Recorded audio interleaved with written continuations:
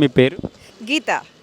Already మనకి ఏపీలో election హడావుడి స్టార్ట్ అయిపోయింది. ఒక పక్కన బీజేపీ, టీడీపీ, జనసేన పొత్తులో వస్తున్నారు. ఎన్డీఏ కూటమి. ఒక పక్క జగన్మోహన్ గారు సింగిల్గా వస్తున్నారు. మీరు ఆల్రెడీ 5 సంవత్సరాల పరిపాలన జగన్మోహన్ గారు చూసి ఉంటారు. మీకు ఏమనిపిస్తుంది మేడం ఆయన పరిపాలనలో? ఐ థింక్ ఏపీకి చేంజ్ కావాలి. They should definitely go for the new coalition. ఎందుకంటే చాలా యూనో మొనాపలీ లాగా అయిపోయింది. ఇంకా డెవలప్మెంట్ ప్రామిసెస్ ఏదో అన్నారు, అది కాలేదు. అయితే ఇంకా అక్కడ చాలా అట్రోసిటీస్ కూడా అవుతున్నది. వెదర్ ఇట్ ఈస్ కన్వర్జన్ అని, whether it is you know Hinduism టెంపుల్స్ని ఎట్లా చేయడం అవన్నీ, దట్ ఈస్ నాట్ డెమోక్రసీ. అయితే యాక్చువల్లీ ఏపీ ప్రజలు ఖచ్చితంగా ఆలోచన చేస్తే వాళ్ళు జగన్మోహన్ రెడ్డి గారికి ఓటేయరు, వేయొద్దు. అది నా పర్సనల్ ఒపీనియన్. అలాగే పవన్ కళ్యాణ్ గారు పిఠాపూర్ నుంచి పోటీ చేస్తున్నారు. ఈసారి ఆయనకి ఎంతవరకు మెజార్టీ రావచ్చు అనుకుంటున్నారు? పవన్ కళ్యాణ్ గారికి మెజారిటీ, ఆయన కష్టపడాలి. ఉట్టి స్పీచెస్ అని అందరూ క్లాప్స్ కొడతారు, కానీ నిజంగా అంటే ఆయన మేనిఫెస్టో క్లియర్గా ఉండాలి. అప్పుడే అయితే పీపుల్ ఆర్ నాట్ ఫూల్స్ అనమాట. అయితే కష్టమే, కానీ కష్టపడితే సాధించవచ్చు. లోకేష్ గారు ఈసారి విన్ అవుతారంటారు మంగళగిరి నుంచి ఎమ్మెల్యే? అది కష్టమే అనిపిస్తుంది. ఎందుకంటే ఆయన కనెక్ట్ కావాలి ప్రజల నుంచి. అది కనెక్షన్ కొంచెం వీక్ అనిపిస్తుంది నాకు. జగన్మోహన్ రెడ్డి గారు ఒక ముఖ్యమంత్రి స్థాయిలో ఉండి మేడం పర్సనల్ లైఫ్ గురించి మాట్లాడుతున్నారు కదా, ఈవెన్ వాళ్ళ సిస్టర్ గురించి కూడా. సో ఎందుకంటారు ఇదంతా దిగజారిపోవడానికి కారణం ఏంటంటారు? పవర్ కరప్ట్స్ పీపుల్ అంటారు. ఇంకా పవర్ ఒకసారి వస్తే వదిలేలేము మనం, ఎవరైనా. కానీ ఇట్లా they need to do something for the people at least. కాదు అదే ఇంకా ఇట్లాంటివి మాట్లాడొద్దు ఎవరి గురించి. ఇంకా ఫ్యామిలీని ఇట్లా అందరు ముంగట చెప్పడం చాలా ఘోరంగా ఉంది. అయితే 3 క్యాపిటల్స్ ప్రామిస్ని అయితే చేయలేకపోయారు మేడం. రీజన్ ఏమై ఉంటుంది అంటారు? ప్రామిసెస్ చాలా చేస్తారు, కానీ ప్రామిసెస్కి ఇంప్లిమెంట్ చేయడం కొంతమందికే అవుతుంది. ఎందుకంటే ఎలక్షన్ టైంలో ఏదో ప్రామిస్ చేస్తారు, ఏదో చెప్పేస్తారు, అందరినీ నమ్మించేట్టు భాషణ ఇస్తారు, కానీ నిజంగా అది పాసిబులా లేదు. దానికి బడ్జెట్, దానికి మ్యాన్ పవరు అన్నీ ఆలోచన చేసి చెప్పాలి కదా. అయితే దాట్ ఈజ్ ఆల్. యాక్చువల్లీ నిజం చెప్పాలంటే ప్రాక్టికల్ కూడా కాదు. మీరైతే ఒక మార్పు రావాలని ఏపీలో కోరుకుంటున్నారు, ఒక హైదరాబాద్లో ఉండి. ఖచ్చితంగా మార్పు రావాలి, అదే నేను కోరుకుంటా. మీ పేరు? నా పేరు అవినాష్ అని. ఆల్రెడీ మనకి ఏపీలో ఎలక్షన్ ఆడడం స్టార్ట్ అయిపోయింది. ఒక పక్కనేమో ఎన్డీఏ కూటమి, కళ్యాణ్ గారు పిఠాపూర్ నుంచి పోటీ చేస్తున్నారు. జగన్మోహన్ రెడ్డి నేను సింగిల్గా వస్తాను సింహం అని అంటున్నాడు. అసలు ఈసారి ఎలా ఉండబోతుంది ఏపీ ఎలక్షన్? ఖచ్చితంగా జనసేన నెగ్గుతుందని అనుకుంటున్నాను. ఇది మా సేన, ప్రజల సేన అని నేను ఎప్పటి నుంచో అనుకుంటున్నాను. చాలా కాలం బట్టి కష్టపడుతున్నాడు ఆయన, 10 ఏళ్ళు బట్టి సుదీర్ఘమైన పోరాటం చేస్తున్నాడు. డెఫినెట్గా అది మా జెండా, మా కళల ఎజెండా. ప్రజలు ఖచ్చితంగా దానికి ఉంటారు అండా అని నేను బలంగా విశ్వసిస్తున్నాను. పవన్ కళ్యాణ్ గారే ఇప్పుడు టీడీపీ పార్టీకి మళ్ళీ కొంచెం ప్రాణం పోసారని చెప్పి చాలామంది అంటున్నారు. అది ఎంతవరకు కరెక్టేనా? అది ఖచ్చితంగా పవన్ కళ్యాణ్ వీళ్ళిద్దరూ కలవడం వల్ల ఖచ్చితంగా హోప్ పెరిగింది. లేకపోతే కొద్దిగా కష్టంగా ఉండేది. ఈసారి మటుకి షార్ట్గా జనసేన నెగ్గుతుందని అనుకుంటున్నాను. ఎన్ని సీట్లు వచ్చి సార్ వైసీపీకి ఒక 30 వస్తాయేమో అనుకుంటున్నాను. మిగిలినన్నీ మనకి కూటమికి వస్తుంది, ఖచ్చితంగా వస్తుంది. మనకి 5 ఇయర్స్ పరిపాలన, 2 ఇయర్స్ కరోనా తీసేసిన 3 ఇయర్స్లో వైఎస్ జగన్మోహన్ రెడ్డి ఇచ్చిన హామీలు ఎందుకు నెరవేర్చలేకపోయారు? ఈవెన్ 3 క్యాపిటల్స్ అవ్వచ్చు, మన పోలవరం ప్రాజెక్ట్ 1 ఇయర్లో కంప్లీట్ చేస్తారని చెప్పేసి అనిల్ కుమార్ యాదవ్ బల్లగుద్ది మరీ చెప్పాడు. సో ఎందుకు నెరవేర్చలేదంట? మన సంక్షేమ పథకాలు అందినాయి అని చెప్పేసి చాలామంది అంటున్నారు. మరి అభివృద్ధి లేదు కదా, మీరు ఏం చెప్తారు? ఫస్ట్ చాలా కళలతో వేశారన్న ఆయనకి. నాకు తెలిసిన ఊళ్ళో అందరూ వైసీపీకి వేశారు, అందులో తప్పులేదు. ఆయన ఎవరో కొద్దిగా డిస్ట్రాక్ట్ చేసినట్టున్నాడు. ఓన్లీ సంక్షేమం అని అనుకుంటే భావితరాలు ఏమీ సాధించలేవు. భావితరాల గురించి ఆలోచించుకుంటే సంక్షేమం, అభివృద్ధి 2 ప్యారల్గా నడుస్తేనే ఎప్పుడైనా జీవితం ఉంటుందన్న. అన్నీ ఒకే దారిలో పెట్టకూడదు. సో అది ఆయన మర్చిపోయాడు. అందుకనే ఈసారి తప్పిస్తారనుకుంటున్నాను. అలాగే రీసెంట్గా జగన్మోహన్ రెడ్డి గారి మీద దాడి జరిగింది కదా, రాయితో కొట్టారు. సేమ్ లాస్ట్ టైం ఎలక్షన్లో కోడికత్తి డ్రామాలా ఈ రాయి కూడా క్రియేట్ చేశారని చెప్పేసి ప్రతిపక్షాలు అంటున్నారు. మీరు ఏమంటారు? అది అయ్యి ఉండొచ్చు, బట్ డెమోక్రసీలో ఎప్పుడైనా కొట్టడం అది తప్పు. ఇలాంటివి ఎక్కువ జరగడం అన్నది చాలా చిరాగ్గా అనిపిస్తుంది. ఇంకా ఆగితే బాగుండు అని అనిపిస్తుంది. అలాగే రీసెంట్గా కాదు, ఒక 6 మంత్స్ నుంచి 1 ఇయర్ నుంచి సునీత గారు పోరాడుతున్నారు, వైఎస్ సునీత అమ్మగారు వాళ్ళ నాన్నగారి గురించి. జగన్మోహన్ రెడ్డి గారు అధికారంలో ఉన్నారు, ఎందుకని ఇప్పటి వరకు దానికి న్యాయం చేయలేకపోయారు? అది మనకి అంత తెలియదన్న, బట్ న్యాయం జరిగితే బాగుండు. న్యాయం ఏదైతే అది కరెక్ట్గా జరిగితే బాగుండు. అలాగే వైసీపీలో కొంతమంది బూతుల మంత్రి ఉండేవారు మొన్నటిదాకా నలుగురు. కొడాలి నానిగారు అవ్వచ్చు, మనకి పెన్ని నానిగారు అవ్వచ్చు, కుమార్ యాదవ్ గారు అవ్వచ్చు. ఎందుకు గత కొన్ని రోజులుగా సైలెంట్ అయిపోయారు, ఏమైనా ఓడిపోతామని భయం పట్టుకుందంట. అది నాకు తెలియదు కానన్నా, మన సంస్కృతిలో ఎలాంటి బూతులు రాజకీయం ఎప్పుడూ లేదు. మన ఆంధ్రాలో చాలా మంచి రాజకీయ నాయకులు ఉన్నారు. అది లేకుండా వాళ్ళకి ఎలాగో మంచి నాయకులే, సో అది లేకపోయినా వాళ్ళని మంచి పనులు చేసి ఆదరిస్తారన్న. అది తగ్గించుకుంటే మంచిదని అనుకుంటున్నాను. నెక్స్ట్ భావి తరాలకు మనం ఒక మంచి మెసేజ్ ఇస్తున్నట్టు ఉంటుంది. పవన్ కళ్యాణ్ గారి పిఠాపురంలో ఎంత మెజారిటీ వస్తుంది ఈసారి? ఖచ్చితంగా 1,00,000 మెజారిటీ రావాలని బలంగా కోరుకుంటున్నాను. ఖచ్చితంగా నెగ్గుతారు. జై జనసేన. అలాగే మన లోకేష్ గారు ఈసారి ఎమ్మెల్యేగా విన్ అయ్యే అవకాశాలు ఉన్నాయంటారా మంగళగిరి నుంచి? ఆయన కూడా నెగ్గుతాడని అనుకుంటున్నాను. అన్న మీరు చెప్పండి. 5 ఇయర్స్ పరిపాలన ఏముంది బ్రో, అసలు జస్ట్ అవి పంపించాడు. బట్ ఒకటే చెప్తున్నా, అసలు మేము ఆంధ్ర వాళ్ళం కదా, ఇక్కడికి వచ్చి మనం చేయాల్సిన అవసరం ఏముంది? మా ఇంట్లోనే, మా దగ్గర విజయవాడలోనో లేదా రాజమండ్రిలోనో లేదా తిరుపతిలోనో వైజాగ్లో చేసుకునేవాళ్ళం. ఇక్కడికి వచ్చి రావాల్సిన అవసరం ఏముంది? అసలు ఒక్కటి లేదు. ఒకసారి విజయవాడ టు అవనిగడ్డ రోడ్డు వెళ్ళండి, తెలుసుది మీకు. కూచిపూడి టు అవనిగడ్డ రోడ్డు వెళ్ళండి. అసలు నేషనల్ హైవేస్ ఉన్నాయి కాబట్టి మనకు తెలియట్లేదు, కానీ అది కూడా మోడీ వేయడం వల్ల, లేకపోతే ఇంకా బీహారే. వైసీపీకి నేనైతే 10 అనుకుంటున్నాను అంతే. ఈసారి కూటమే వచ్చింది. 20 సీట్లు జనసేన. నెక్స్ట్ 5 ఇయర్స్లో పవన్ కళ్యాణ్ సీఎం, అంతే కదా.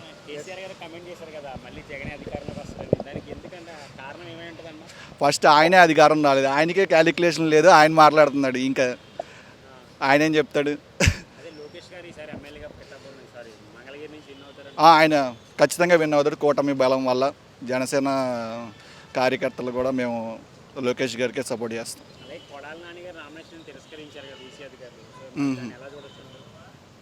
దాని మీద ఐడియా లేదన్నా. కాకపోతే మేము గుడివాడ దగ్గరే ఉంటాము.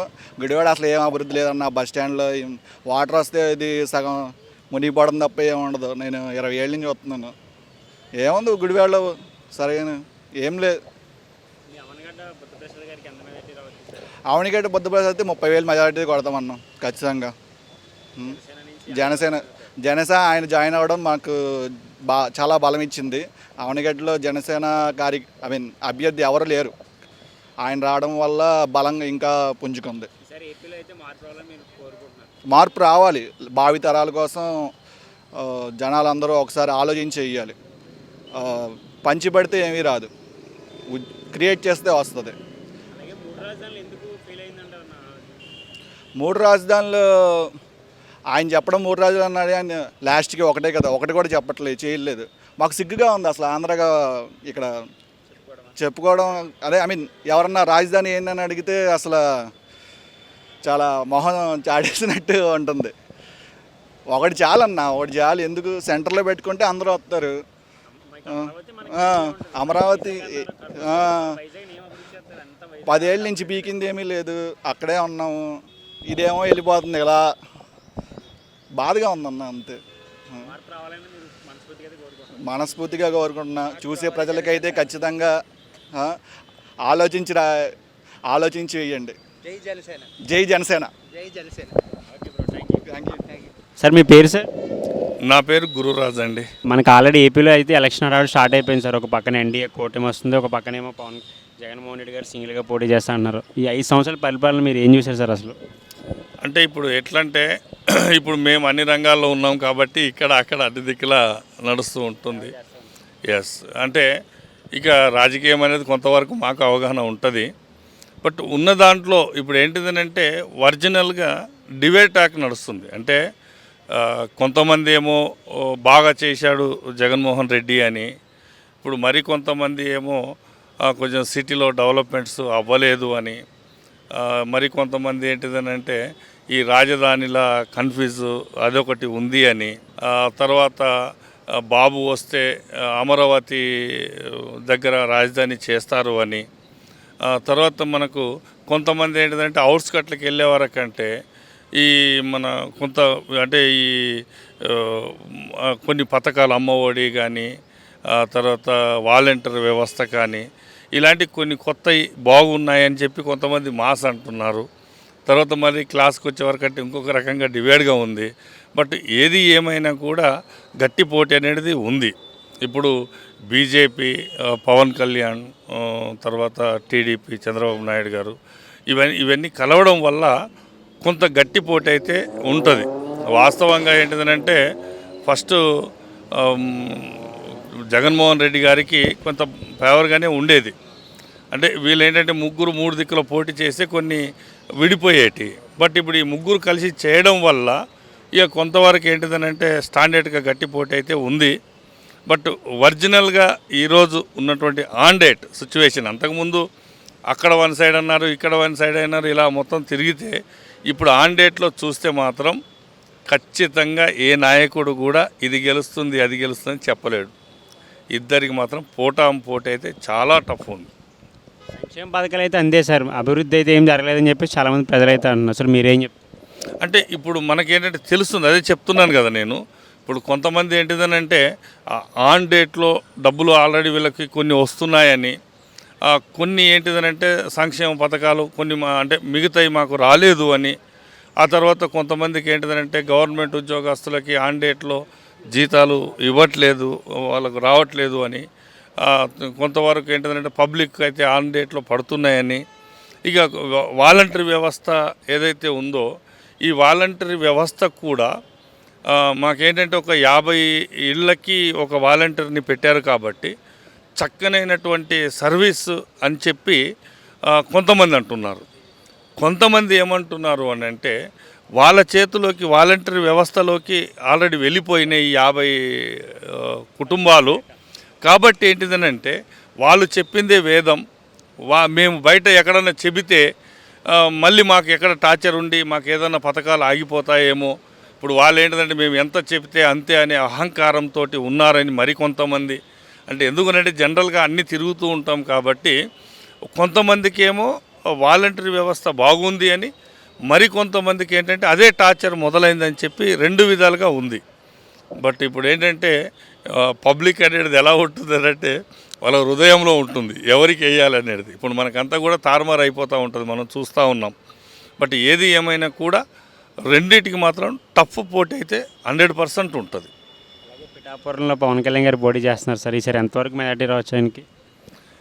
ఇప్పుడు పవన్ కళ్యాణ్ పిఠాపురంలో ఏదైతే పోటీ చేస్తున్నారో జనరల్గా పవన్ కళ్యాణ్ గారు ఏంటిదంటే ఎంత మెజార్టీ అని అనుకుంటున్నారు, కానీ చాలా టఫ్ ఉంటుందండి, అంత ఈజీగా అయితే లేదు. ఓకేనా, టఫ్ ఫైట్ అంటే ఉంది, గట్టిగా అయితే పోటీ అయితే ఉంది. ఇప్పుడు ఏంటిదంటే పవన్ కళ్యాణ్ ఏదో ఓట్లు వేసేస్తారు అనేది మాత్రం అది కరెక్ట్ అయినది కాదు.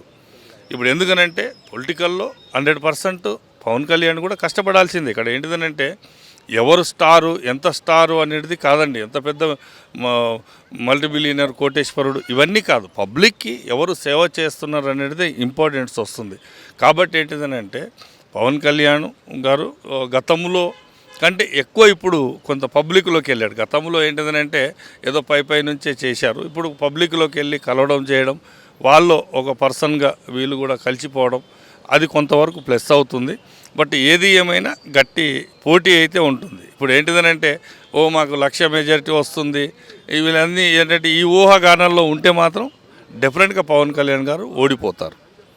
బట్ ఖచ్చితంగా ఓటర్స్ దగ్గరికి వెళ్ళి వాళ్ళు అతను కష్టపడితే నిజంగా అతను అనుకున్న దానికంటే ఎక్కువ మెజార్టీ కూడా రావచ్చు. బట్ ఇప్పుడు ఏంటిదంటే అతని మీద డిపెండ్ అయి ఉంటుంది, పవన్ కళ్యాణ్ గారు పబ్లిక్లోకి వెళ్ళడం మీద ఆధారపడి ఉంటుంది. కాబట్టి ఏంటిదంటే నిజంగా గట్టి కష్టపడితే మాత్రం మంచి మెజార్టీ వస్తుంది. ఓకేనా, మంగళగిరి నుంచి లోకేష్ గారు విజయం సాధిస్తారా సరే సార్? ఇక లోకేష్ గారిది కూడా అంటే ఇప్పుడు ఎలా ఉన్నాయంటే మాకు వచ్చేటువంటి అంటే ఇప్పుడు మన తెలంగాణలో మా దగ్గర హైదరాబాద్కు వచ్చేటువంటి రిజల్ట్ ఎట్లా ఉంటాయంటే ఇప్పుడు మేము ఏంటంటే వినడమే, అంటే వారి నుంచి వీరి నుంచి. ఓకేనా, బట్ ఏది ఏమైనా లోకేష్ గారికి అయితే బాగానే ఉంది, అంటే గెలుస్తాడు అనే ఒక ఇదైతే వచ్చింది. అలాగే రీసెంట్గా జగన్మోహన్ రెడ్డి గారి మీద దాడి జరిగింది కదా సార్ గులకరాయితో, అది కావాలని చేసి అని చెప్పి అధికార పార్టీ వాళ్ళు ప్రతిపక్ష పాలు చేశారని చెప్పేసి అంటున్నారు. కాదు కోడికత్తి డ్రామాలాగా ఇది కూడా ఎలక్షన్స్ ముందు ఒక స్టంట్ అని చెప్పేసి అంటున్నారు, మీరేమంటారు? అంటే జనరల్గా ఎలా ఉంటుందని అంటే అంటారు, కానీ అది కొంతవరకు వాస్తవాలు కాకపోవచ్చు. ఎందుకు అనంటే ఇప్పుడు ఎవరు కూడా ప్రాణం మీదకి తెచ్చి చనిపోయిన తర్వాత పదవులు ఎందుకు? ఓకేనా, కాబట్టి ఏంటిది ఇప్పుడు ఆల్రెడీ ఇప్పుడు అతనికి కొట్టారు కరెక్ట్గా కనురెప్ప పైన తగిలింది, అదే కంటికి తగిలితే ఎవరన్నా గుడ్డోడై రాజకీయం చేయాలనుకుంటారా? ఓకేనా, బట్ అది కాకపోవచ్చు. ఓకేనా, బట్ ఏది ఏమైనా ఇప్పుడు ఎట్లుంటుందని అంటే ఒక పరిపాలన అనేది చేస్తున్నప్పుడు అంటే జనరల్గా ఏంటిదనంటే ప్రతిపక్షం కాకుండా అధికార పక్షం నుంచి కూడా వ్యతిరేకతలు ఉంటాయి. అధికారం పక్షం కూడా అందరికీ న్యాయం చేయకపోవచ్చు.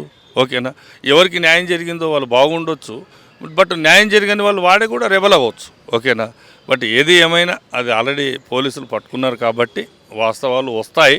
బట్ దానివల్ల అంటే అది ఇది కోడికత్తి లాంటిది ఇది ఇంకోటి అనేది బట్ జనరల్గా అయితే అనుకోవట్లేదు. బట్ జగన్మోహన్ రెడ్డి గారు కూడా గట్టిగానే కష్టపడుతున్నారు.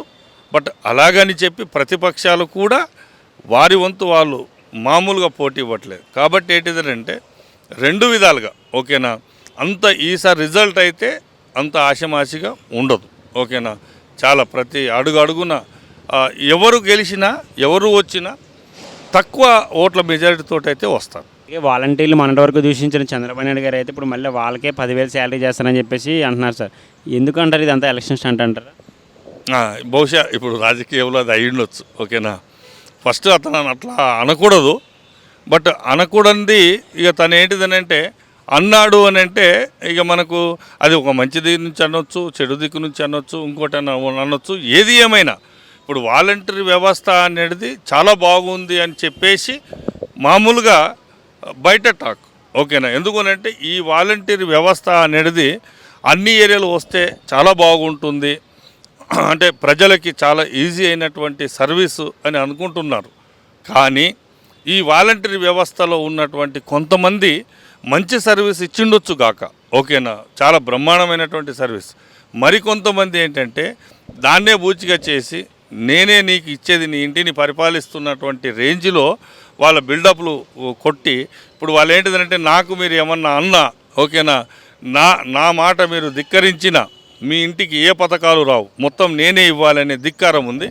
బట్ అదర్వైజ్ ఈ గవర్నమెంట్ అనేది ఏదైతే ఉందో ఇది ఒక్కటి దాన్ని అలాంటి వాళ్ళు ఎవరన్నా ఉంటే చర్య తీసుకుంటే మాత్రం వాలంటరీ వ్యవస్థ మంచి వ్యవస్థనే. ఎందుకనంటే ఇప్పుడు అధికారుల దగ్గరికి పోకుండా వస్తుంది, కానీ వీళ్ళ ధిక్కారం ఎక్కువ అయిపోయింది. కాబట్టి ఇక ఇప్పుడు ఎలా ఉంటుంది అంటే ఒక గవర్నమెంట్ అనేది జనరల్గా ఎవరు సర్వీస్ చేస్తారు, ఎక్కడి నుంచి ఓట్లు వస్తాయి, ఇవన్నీ కూడా చూసుకుంటారు. ఇప్పుడు ఫస్ట్లో ఏంటిది ఇక్కడ ఇప్పుడు నేను చెప్పినట్టు అంటే డివైడ్ ట్రాక్ ఉన్నప్పుడు వాలంటరీ వ్యవస్థ తను వద్దనుకున్నాడు. మరికొంతమంది మంచి సర్వీస్ ఇచ్చినప్పుడు అరే ఆ ఓట్లను ఎందుకు పోగొట్టుకోవాలని చంద్రబాబు నాయుడు అనిండొచ్చు. ఓకేనా, ఏది ఏమైనా ఈ వాలంటరీ వ్యవస్థని కూడా కంట్రోల్ చేసేటువంటి బాధ్యత కొంత గవర్నమెంట్ తీసుకోవాలి. వారి మీద ఎవరన్నా పర్సన్ని పెడితే మంచిదే. బట్ ఇప్పుడు చంద్రబాబు నాయుడు వాలంటరీ వ్యవస్థ అది పెట్టడం వల్ల ఓట్లు పడతాయి, అది తీసేస్తే ఓట్లు పడవు అనేది కాదండి. ఎందుకనంటే ఎవరికి ఉండేటువంటి ఓట్లు వాళ్ళకు ఉంటాయి. ఓకేనా, ఇప్పుడు బీజేపీకి ఉండేటువంటి సపరేట్ ఓట్లు కొన్ని ఉంటాయి, ఓట్ బ్యాక్. పవన్ కళ్యాణ్ గారి పేరు మీద ఉండే కొన్ని ఓట్లు వాళ్ళకి ఉంటాయి, చంద్రబాబు నాయుడుకి ఉండే ఓట్లు ఉంటాయి, టీడీపీకి ఉండే ఓట్లు ఉంటాయి. ఓకేనా, అలాగే జగన్మోహన్ రెడ్డి గారికి సపరేట్గా తనకు ఒక ఫాలోయింగ్ ఉంది. కాబట్టి ఏంటంటే చాలా టఫ్ అయితే ఉంటుంది. కేసీఆర్ గారు కూడా 2 రోజుల క్రితం కమెంట్ చేసేస్తారు మళ్ళీ జగనే అధికారంలోకి వస్తాడని. దీన్ని ఎలా చూడాలి సార్? అంటే ఇప్పుడు ఎలా ఉంటుందనంటే ఇప్పుడు జనరల్గా మీడియా రంగంలో ఎలా ఉంటుందనంటే ఒక చిన్న పాయింట్ చెప్పిన ఇప్పుడు అడుగుతారు మీరే, ఇరికిస్తారు మీరే. ఓకేనా, మీడియా రంగం అంటే మామూలుగా ఉండదు. ఎవరికి వెళ్తారు అది కూడా చెప్పలేవా అని అంటారు. ఓకేనా, చెప్తే ఇలా చెప్పావు కదా అంటారు. అయితే ఇప్పుడు కేసీఆర్ గారు ఏమన్నారు అని అంటే అక్కడ అంటే టఫ్ అయితే ఉంది అంటే ఫైనల్గా ఏది వస్తుందని అడిగితే జగన్మోహన్ రెడ్డి గారు అనుకుంటున్నారు, అది చివరి వరకు మరి ఉంటుందా లేదా అనేది కూడా అన్నాడు. ఓకేనా, కాబట్టి ఏంటిదంటే ఇప్పుడు ఇక్కడ ఎలా ఉంటుందనంటే ఇక్కడ కేసీఆర్ గారు చెప్పారు అది ఓటు వేయాలి అని, లేదు అనుకుంటే ఇంకొకరు చెప్పారు వేయకూడదు అని, ఇదైతే మనకు ఉండదు. ఓకేనా, జనరల్గా పబ్లిక్లో ఒక పబ్లిక్ నాడి అనేది ఎలా ఉంటుంది అని అంటే పరిపాలన. ఓకేనా, జనరల్గా ఎలా ఉంటుందనంటే అధికారంలో ఉన్నప్పుడు ఎవరికైనా కూడా వ్యతిరేకత వస్తుంది. ఇప్పుడు ఇక్కడ కూడా టీఆర్ఎస్ బీఆర్ఎస్గా మారింది. ఇప్పుడు బీఆర్ఎస్ 10 సంవత్సరాలు ఇక్కడ టీఆర్ఎస్గా చేశారు.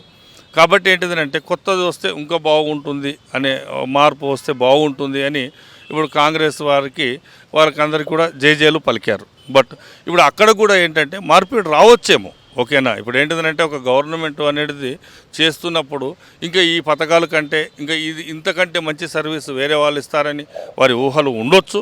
ఓకేనా, లేదు ఇదే గవర్నమెంట్ కంటిన్యూగా ఉంటే మనకు పథకాలు కంటిన్యూ అవుతాయి, మళ్ళీ కొత్త గవర్నమెంట్ ఇస్తుందో లేదనే ఒక భయము ఉంటుంది. కాబట్టి ఏంటిదనంటే ఏది ఏమైనా జరగబోయేటువంటి ఎలక్షన్లో ఇప్పుడు మాకు వచ్చినటువంటి రిజల్ట్ ప్రకారంగా, సర్వే ప్రకారంగా టఫ్ ఉంది. బట్ ఏది ఏమైనా ఇక కొంత ఫేవర్ అయితే జగన్కి ఉండింది, జగన్కి చాలా ఫేవర్గా ఉండింది. బట్ కూటమి అన్ని కలవడం వల్ల గట్టి పోటీ ఇస్తున్నాయి. బట్ అదే చెప్తున్నాం, ఇప్పుడు జనాల్లో ఏంటిదనంటే డిబేట్ ఆకుంది. ఇప్పుడు మరీ లో మిడిల్ క్లాస్లోకి వెళ్ళే వరకంటే జగన్మోహన్ రెడ్డి కొన్ని పథకాలు కానీ అతను ఇచ్చేటి కానీ బాగా ఎక్కుతున్నాయి. కొంచెం అదే మనకు పైన కొంచెం క్లాస్కి సిటీకి వచ్చే వరకంటే వీళ్ళకు కొన్ని ఇబ్బందికరమైనటువంటి ఇంకా జీతాలు రాకపోవడము, కొన్ని వర్కులు అవ్వకపోవడము, ఇలా రకరకాలుగా ఉన్నాయి. బట్ ఏది ఏమైనా డివైడ్ అయితే ఉంది. అంటే వీరా వారా అనేది తక్కువ మెజారిటీతోటే రావడానికి సోర్స్ ఉంటుంది.